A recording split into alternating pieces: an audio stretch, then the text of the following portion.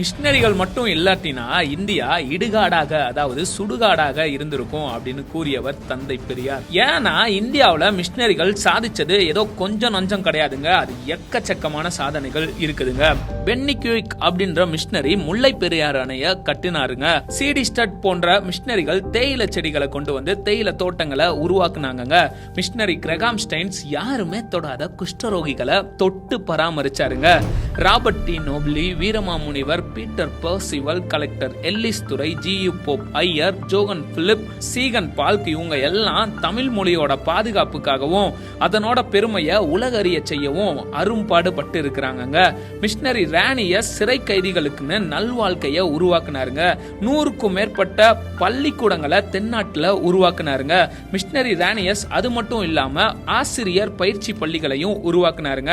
Machinery wrinkle தோப்பே பெண்கள் மாராப்பு சேலை அணிய இருந்த தடையை நீக்கிறதுக்காக அரும்பாடு பட்டாருங்க. தாழ்த்தப்பட்ட மக்கள் உயர வழிவகை செய்தாருங்க மிஷினரி ரிங்கல் தோப்பே. அடுத்ததா மிஷினரி வில்லியம் கேரி சதி என்னும் உடன்கட்டை ஏறும் கொடிய பழக்கத்தை ஒழிக்க பாடுபட்டாருங்க.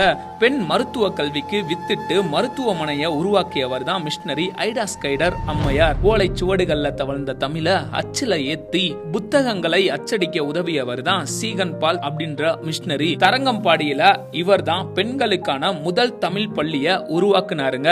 சிவகாசியில வெடிமருந்து ஆலைகளை உருவாக்கி உலக அளவுல பிரபலமாக காரணமானவர் மிஷினரி ராக்லாண்ட் தான். எடித் மேரி பிரவுன் அப்படின்ற மிஷினரி வட இந்தியாவில மருத்துவ சேவை ஆற்றியதோடு பெண்கள் மருத்துவ கல்வி கற்கவும் மருத்துவ கல்லூரிகளை ஆரம்பிச்சாருங்க. பிரான்சிஸ் சேவியர் ஐயா கடற்கரை ஓரங்கள்ல சென்று மீனவ மக்கள் நல்வாழ்வுக்குன்னு பாடுபட்டாருங்க. ஏமி கர்மைக்கல் அப்படின்ற மிஷினரி சிறு வயதிலேயே பெண் பிள்ளைங்களை இந்து கோயில்கள்ல தேவதாசி அப்படின்ற இழிவான பணிக்கு கொண்டு சென்று விடுகிற மூட பழக்கத்தை எதிர்த்து அதை தடை செய்ய அரும்பாடுபட்டாருங்க. பெண் பிள்ளைங்களை எடுத்து வளர்த்தாருங்க. அநாத பிள்ளைங்களுக்கு அடைக்கலம் தந்து ஆதரிச்சாருங்க.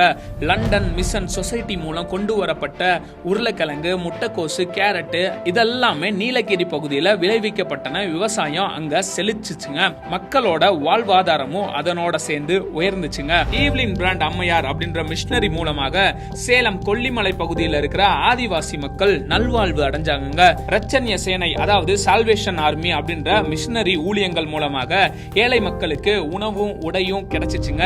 ஜான் டி பிரிட்டோ அப்படின்ற மிஷினரியோட கடுமையான மிஷினரி பணியின் மூலமாக ராமநாதபுரத்துல திருட்டு தொழில குலத்தொழிலாக செய்கிற மக்கள் எத்தனையோ பேரு நல்ல பாதையில கடந்து வந்தாங்க. ஆர்த்தர் மர்காஷியஸ் அப்படின்றவரு மருத்துவமனைகளை கட்டி ஏழைகளுக்கு மருத்துவ சிகிச்சையை அளிச்சாருங்க. பெண்களுக்கான ஆசிரிய பள்ளியை ஆரம்பிச்சாருங்க. விதவை பெண்களின் மறுமலர்ச்சிக்காக போராடினாருங்க. இது மட்டும் இல்லாம நம்ம எல்லாருக்குமே தெரிஞ்ச அன்னை தெரசா அன்பின் பணியாளர் சபை ஒன்றை நிறுவி குழந்தைகள், பெண்கள், அனாதைகள், நோயாளிகள், முதியோர்கள், சமுதாயத்துல பின்தங்கி இருக்கிறவர்களுக்கு ஆதரவு கொடுத்தாருங்க. இன்னும் கொடுத்து கொண்டேதான் இருக்கிறாருங்க. மிஷினரிகள் வந்ததாலதான் ஆங்கில கல்வி நிறுவனங்கள் உருவாச்சு. விஞ்ஞான கருவிகளும் தொலைத்தொடர்பு கருவிகளும் நவீன வாகனங்களும் மருத்துவ உபகரணங்களும் எல்லாவற்றிற்கும் மேலாக ஒழுக்கமும் நாகரிகமும் உயர்கல்வியும் கிடைச்சிச்சுங்க. கொடுக்கப்பட்ட மக்களுக்கு கல்வி கிடைக்க முக்கியமான காரணம் கிறிஸ்தவ மிஷினரிகள் தான். கொடுக்கப்பட்ட மக்களுக்கு பஞ்சமி நலம் கிடைக்க காரணமானவங்க இந்த கிறிஸ்தவ மிஷினரிகள் தான். இன்னைக்கும் பட்டியலினத்தவர் அப்படின்னு அழைக்கப்படுகிற சமுதாயத்தால ஒடுக்கப்பட்ட ஒருத்தவங்க மேல் சாதி பிராமணனோட சரிக்கு சமமா உட்கார வச்சதுக்கு காரணம் யாரு? கிறிஸ்தவ மிஷினரிகள். பெண்கள் மார்பை மறைக்க வரி கட்டணும், அதை எதிர்த்து ஒழிக்க பாடுபட்டது யாரு? கிறிஸ்தவ மிஷினரிகள். பெண் குழந்தைங்க தேவதாசியா பிராமணர்களுக்கும் மேல் சாதி காரணங்களுக்கும் உடல் மூலமா சேவை செய்யணும், நடனம் மூலமா உற்சாகப்படுத்தணும், இதை எதிர்த்து இதை ஒழிக்க பாடுபட்டது யாரு? கிறிஸ்தவ மிஷினரிகள். விதவை திருமணம், சாதி மறுப்பு திருமணம், பெண்கள் கல்வி, சதி ஒழிப்பு, சமத்துவம், சமதர்மம் இது எல்லாத்தையுமே நமக்கு கொடுத்து நம்மளை வாழ வச்சது யாரு? நம்ம கிறிஸ்தவ மிஷினரிகள் தாங்க. இன்னைக்கும் இந்தியா தொழில் துறையிலையும் சரி, கல்வித்துறையிலையும் சரி, வளர்ந்த நாடுகளோட பட்டியல்ல வருவதற்கு மிஷினரிகளோட கண்ணீரும் அன்பின் வார்த்தைகளும் கடுமையான உழைப்பும் மேலான தியாகமும் இயேசுவோட அன்புனால நிறைஞ்ச கிறிஸ்தவ மிஷினரிகளுடைய சேவை மட்டும் இல்லாட்டின்னு வச்சுக்கோங்களேன், இந்தியா இன்னைக்கும் இடுகாடாக தான் இருந்திருக்கும்.